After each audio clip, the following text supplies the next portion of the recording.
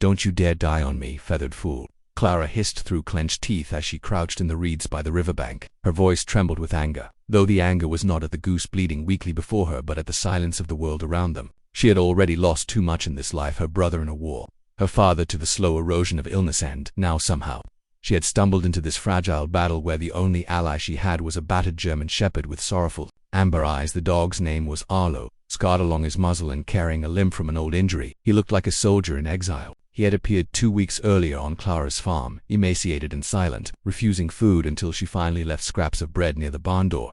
She never expected him to stay. Yet here he was now, pressing his body close to the wounded goose, as though his very warmth could knit its wings back together. His head lowered to the bird's side, every breath measured, every muscle taut with devotion. Clara had found the goose just after dawn, when she heard the dull sound of wings thrashing against stone. A hunter's stray pellet had torn into its wing, leaving feathers soaked in red and the creature trembling in panic.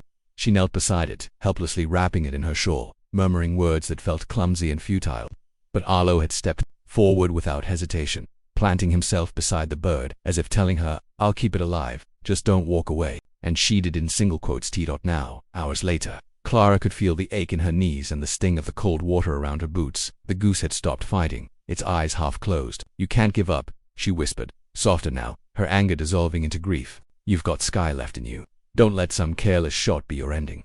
Her hand trembled as she smoothed its damp feathers, while Arlo shifted closer, his chest rising and falling in deep, steady rhythm, lending his strength to a creature that wasn't even of his kind. Memories stirred in Clara, her brother's voice calling her stubborn, her father's last words urging her never to turn cold to suffering. She realized this moment wasn't just about saving a bird, it was about resisting that slow drift into numbness that comes when life has already taken too much. Perhaps Arlo understood that too. His gaze never left the goose, even when Clara stood to fetch water, even when shadows stretched long and the first chill of evening crept in. She built a small shelter from driftwood and torn cloth, enough to keep the night wind from the fragile creature. Arlo settled inside first, curling his body around the goose, as if to declare it part of his own pack.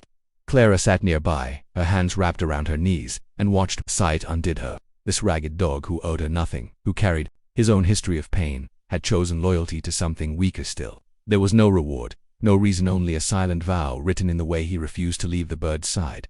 "Maybe you're the better soul between us," Clara whispered. Into the darkness, her throat ached, her chest tight with something both sorrowful and tender. For the first time in years, she felt that flicker of belief that even in a world scarred by cruelty, there could still be this. A dog keeping vigil over a goose, and a woman remembering what it meant to hope. The river whispered on, carrying the reflection of a half-hidden moon. The goose stirred faintly, drawing a weak breath, and Arlo pressed his nose to its feathers as if to say, "You are not alone." And in that moment Clara knew, whatever tomorrow brought, none of them would walk into it untouched. The story of this night had already changed them. Clara woke with a start, the dampness of dawn settling heavy on her shoulders. The fire she had built during the night had long since gone out, leaving only a gray smear of ash. Her back ached from sleeping against the hard ground, but the ache faded the moment she turned her eyes toward the makeshift shelter.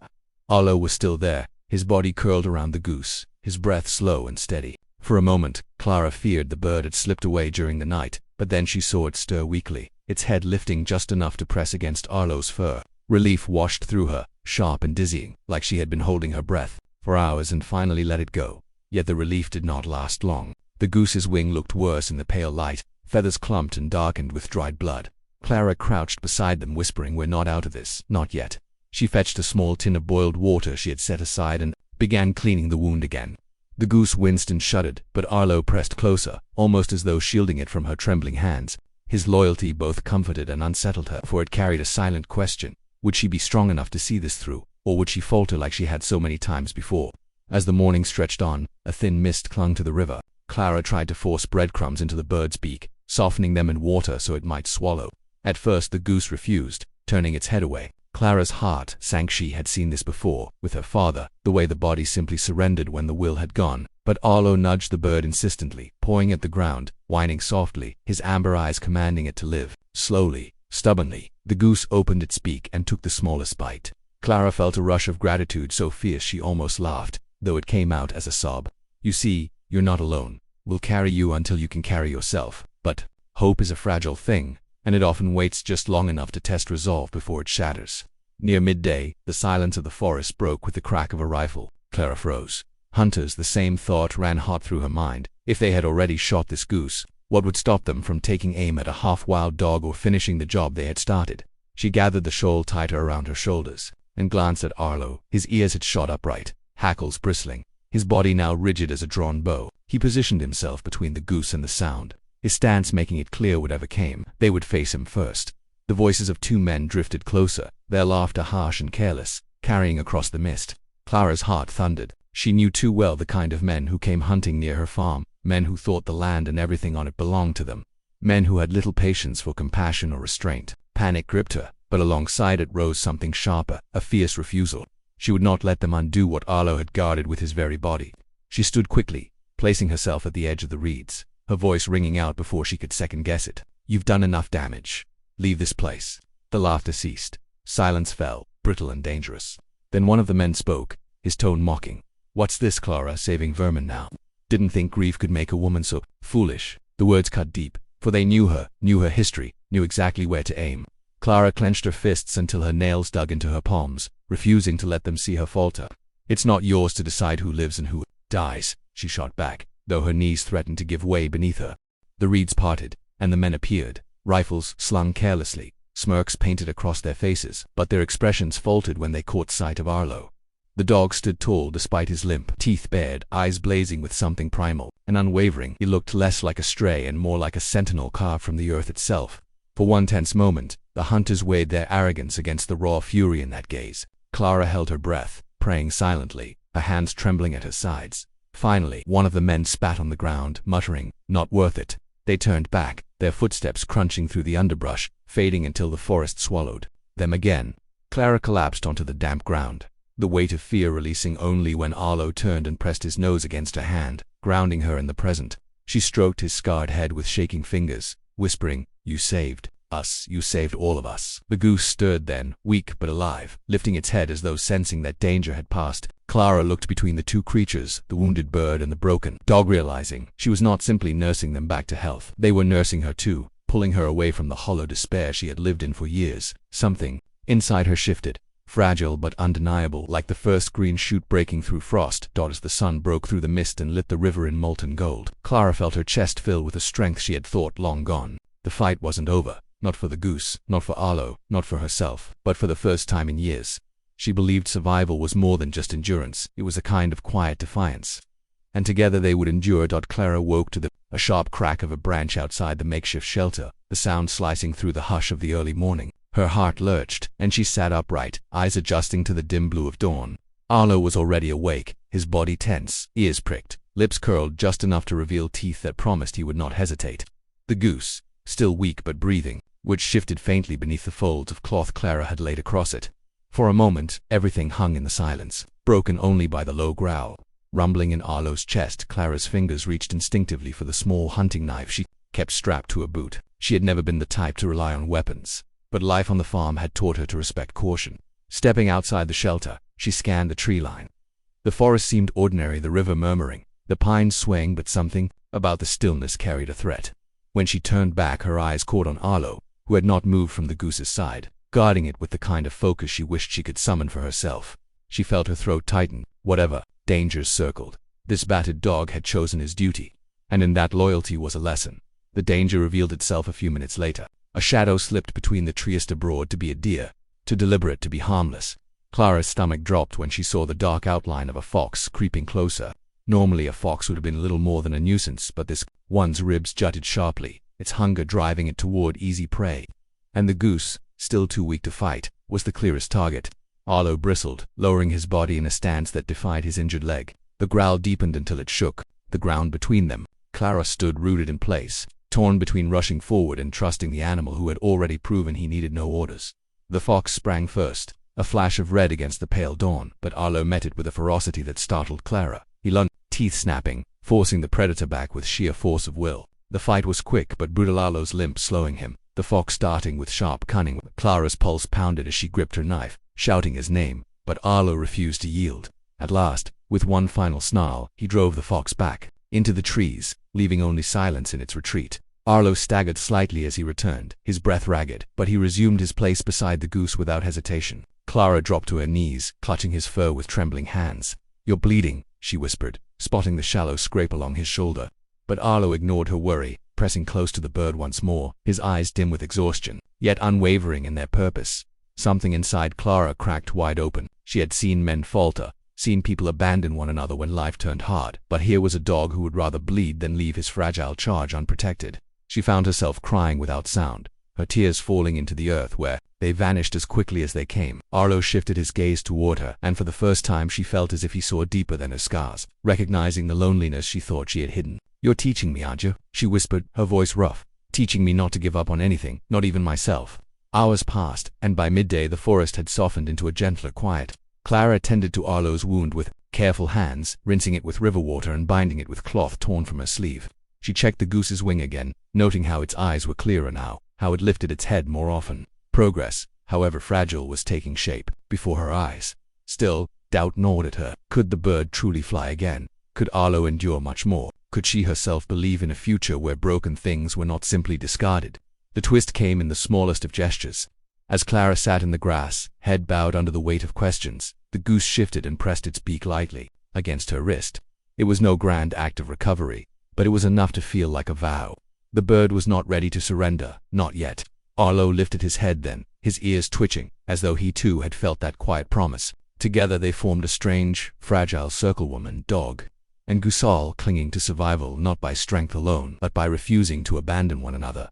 The afternoon sun slanted through the trees, casting gold across the clearing, and Clara found herself exhaling in a way she hadn't for years.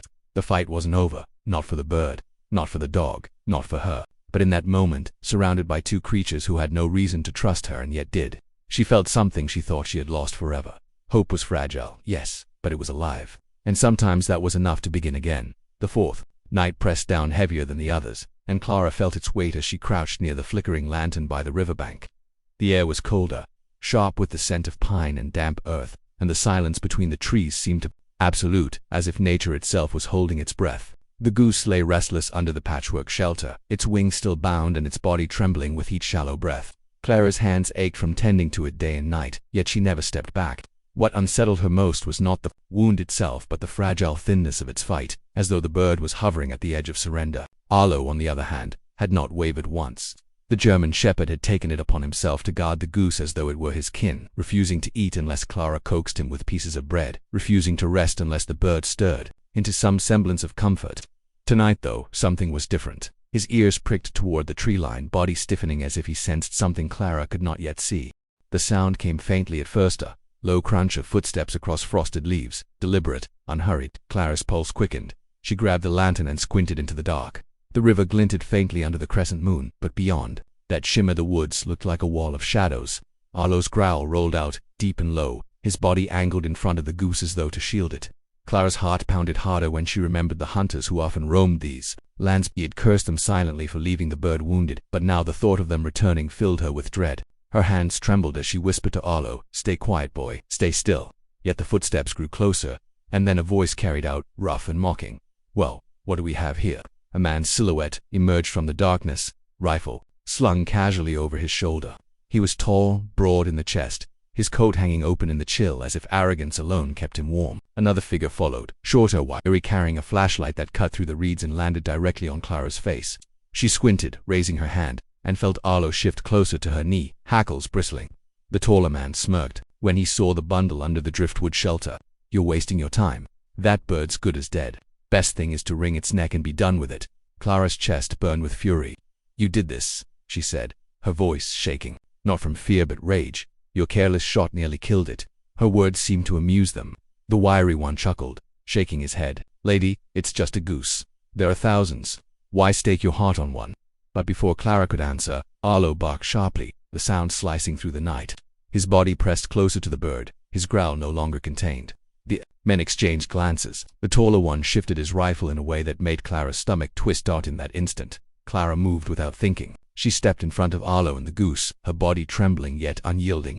"You'll go through me first," she said, her voice low but unshakable. The taller man smirked again, as if he found her defiance amusing rather than threatening, but his partner muttered something about not wasting time and tugged at his sleeve. "Forget it, Eric. We've got no business here. Leave her to her damn animals."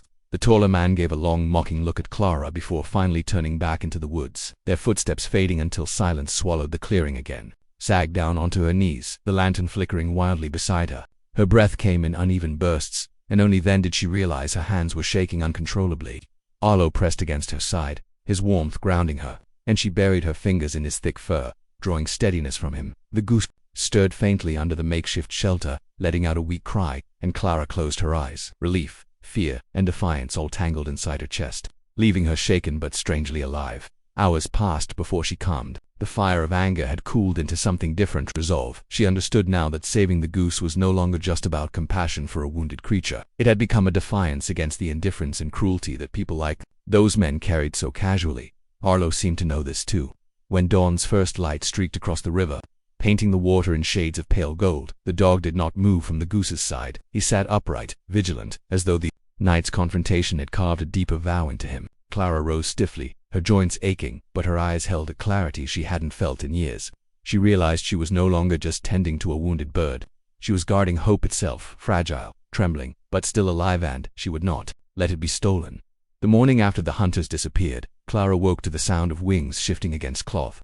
For a moment she thought she had dreamed it, that her weary mind had conjured the faint rustle. But when she sat up, rubbing the cold from her eyes, she saw the goose stretching its injured wing as if testing a memory of movement. The sight stole her breath. Its feathers were ragged, and the bandages still clung damp against its skin. But there was strength there, fragile, trembling, yet undeniable. Arlo stood close, his head tilted, eyes fixed with such intense focus that Clara wondered if he too felt the stirrings of a miracle. She moved slowly, kneeling beside them, her hands gentle as she unwrapped the makeshift bindings. The wound had closed better than she dared hope. The angry rawness now dulled to a scar that looked less like an end and more like a beginning. "You're not finished," she whispered, voice breaking with relief. The goose gave a soft, throaty call, nothing strong, yet enough to echo against the water like a promise. Clara felt her chest ache with gratitude, not only for the bird's survival but for what it stirred inside her, proof that endurance was possible even when everything, it seemed, broken. The days that followed carried the rhythm of quiet recovery. Each morning Clara walked the goose to the river's edge, letting it wade into the current, while Arlo paced the bank as a silent sentinel. The bird would flap its wings, sending droplets scattering in the early light, each attempt awkward and short-lived, but each one stronger than the last. Clara found herself smiling more often, her hands busy but her spirit lighter, as though caring for this wounded creature had stitched her own fractured heart back together. And through it all, Arlo never left, always keeping vigil, as if he had claimed the goose as part of his story too. The final moment came without warning.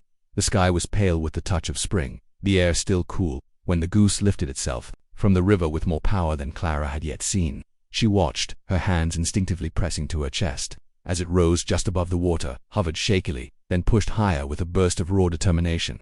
Arlo barked once, sharp and joyous, leaping at the bank's edge as if urging it upward. The bird circled once, its flight clumsy but steady, before angling toward the open stretch of sky beyond the trees. Clara felt tears streak her face, though she did not weep from sorrow. It was release, pure and unguarded, a release she had not allowed herself in years. The goose did not return. Its figure dwindled against the horizon, carried toward a freedom that no one could take away. Arlo sat down heavily, his chest heaving, his eyes fixed on the vanishing point of wings. Clara knelt beside him, pressing her hand into his fur. "And you did it?" she whispered, her voice trembling. "You kept it alive." And in truth, she knew it was more than that. He had reminded her that loyalty, even when given to something broken and fragile, could shape the course of survival. As the river carried on with its endless song, Clara stood with Arlo by her side. The emptiness left by the goose's absence was not a wound but a gift, a reminder that not all departures were losses. Some were testaments to endurance, to the quiet fight against cruelty and despair, to the stubborn belief that even the smallest life mattered. She breathed deeply, filling her lungs with the crisp air, and felt something inside her shift. Arlo leaned into her, steady and unyielding, and together they turned back toward the farm. Behind them, the sky stretched vast and unbroken, and though the bird was gone, its flight remained etched in Clara's heart, an image she knew she would carry forever. Sometimes salvation came not through holding on, but through letting go, and in that truth, she found peace.